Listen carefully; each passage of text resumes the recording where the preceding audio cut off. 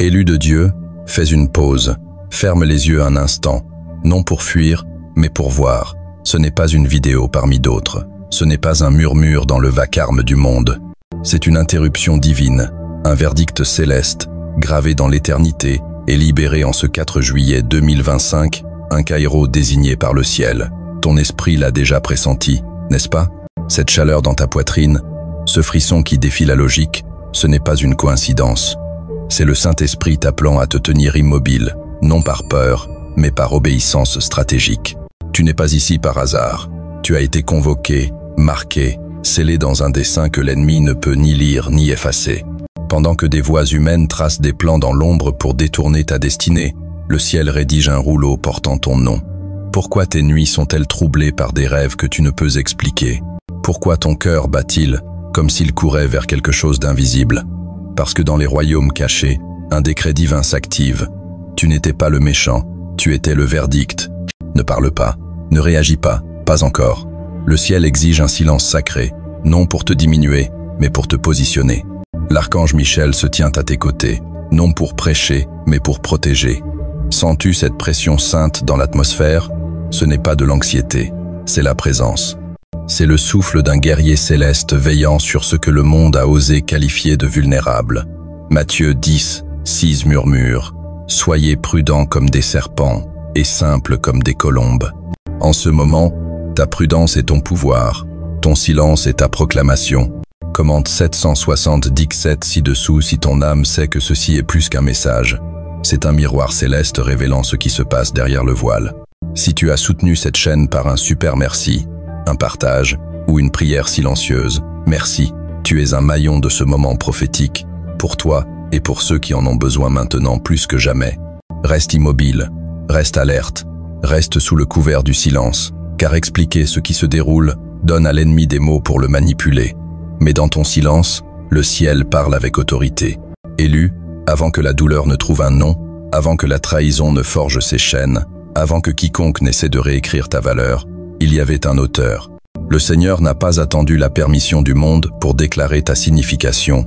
Il l'a inscrite dans les fondations de l'éternité, scellée non par la cire, mais par un pacte.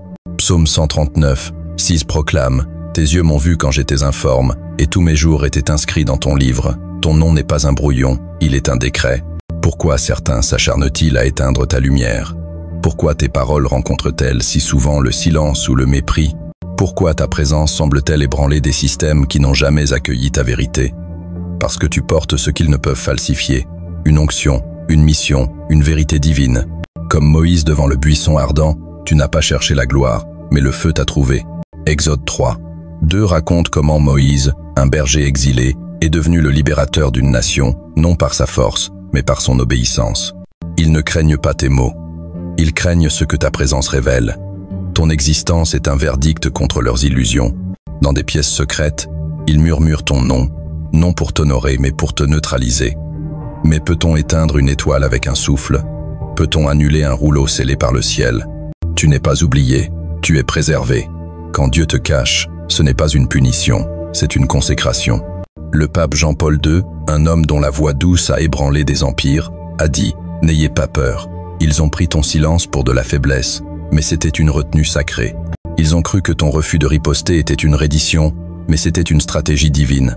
Tu n'as pas perdu la bataille, tu l'as remise entre les mains de celui qui ne perd jamais. » Ésaïe 30, 15 déclare « C'est dans la tranquillité et le repos que sera votre salut, dans le calme et la confiance que sera votre force. » Élu, le ciel t'appelle à un silence sanctifié.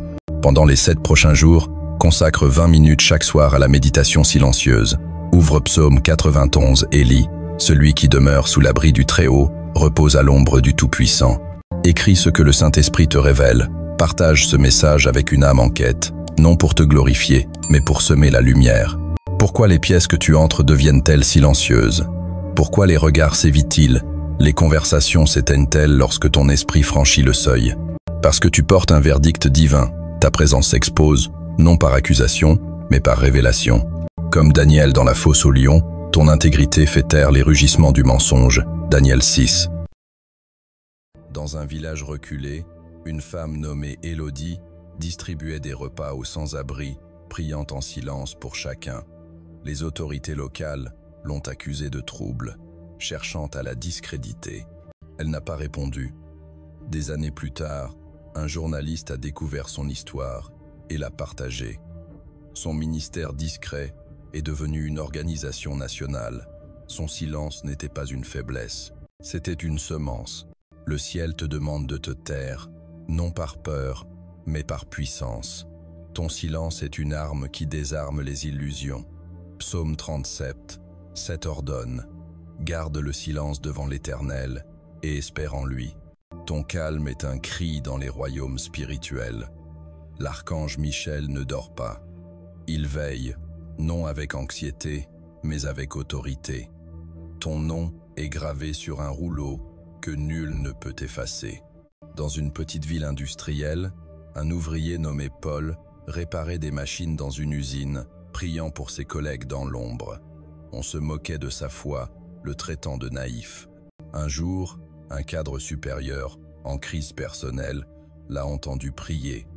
Touché, il a partagé son témoignage, et Paul est devenu un mentor spirituel pour l'entreprise. Son silence a ouvert des portes que ses paroles n'auraient jamais pu. Comme les étoiles qui brillent sans bruit dans la nuit, certaines vérités sont trop profondes pour être validées par la foule. Ton appel n'a jamais été destiné à plaire. Il a été conçu pour perturber. Ils ne détestent pas ton nom. Ils craignent ce que ton nom interrompe. Tu n'es pas une voix parmi d'autres. Tu es un verdict divin, une proclamation que l'ennemi ne peut falsifier. Dans les années 1960, une activiste nommée Rosa Parks a choisi de rester assise dans un bus, un acte de silence qui a ébranlé une nation. Son refus de céder n'était pas bruyant, mais il était prophétique. Et si ton silence était le son qui fait trembler les systèmes, et si ta retenue était le verdict que le ciel attendait pour agir, nous sommes dans une époque d'illusion virale, où les mensonges se propagent plus vite que la vérité. Mais Ésaïe 55, 11 déclare « Ainsi en est-il de ma parole, qui sort de ma bouche. Elle ne retourne pas à moi sans effet. Le ciel ne parle pas pour remplir le vide. Il parle pour renverser les idoles. Tu n'es pas le méchant dans leur histoire. Tu es le verdict dans le plan de Dieu. Dans les 72 prochaines heures, un signe viendra, pas spectaculaire, mais précis. Une porte s'entr'ouvrira, une parole inattendue sera prononcée, une connexion divine émergera. Jean 6, 13 promet « L'esprit de vérité vous conduira dans toute la vérité. Ton esprit saura. Ce ne sera pas une coïncidence, mais une confirmation. Comme Esther, cachée dans le palais avant de devenir la voix d'une nation, Esther 4, 14. Ton isolement n'était pas un exil, c'était une consécration. Dans un village africain, une femme nommée Amina enseignait la Bible aux enfants sous un arbre. Moquée par les anciens, elle a persévéré. Des années plus tard, l'un de ses enfants, devenu pasteur, a transformé sa communauté. Son silence a semé une moisson que personne n'attendait. Psaume 23, 5 proclame « Tu dresses devant moi une table en face de mes adversaires. Pendant qu'ils pensaient t'effacer, le ciel préparait ta place. Ton silence n'est pas une retraite, c'est un repositionnement. L'ennemi ne gaspille pas son énergie sur ceux qui ne menacent pas. Si tu es attaqué, c'est parce que tu es une perturbation divine. » Élu, ce message n'était pas pour la foule. Il était pour ton âme. Si ton cœur a tremblé, si tes larmes ont coulé, si ton esprit a dit « C'est moi », tape c'est scellé ou je reçois dans les commentaires. Partage ce message, non pour la gloire, mais pour la mission. Abonne-toi, soutiens cette chaîne par un super merci ou une prière silencieuse. Tu es un porteur de lumière dans ce réveil prophétique. Que la paix de Dieu t'enveloppe comme une armure. Que sa voix soit plus forte que les tempêtes. Que ton silence devienne une proclamation et que ta foi renverse les montagnes. Marche doucement, brûle vivement et souviens-toi, tu n'es pas le méchant, tu es le verdict. Que le Seigneur te garde, que son visage brille sur toi. Jusqu'à la prochaine fois, demeure dans le silence sacré, car c'est là que le ciel proclame ta justice.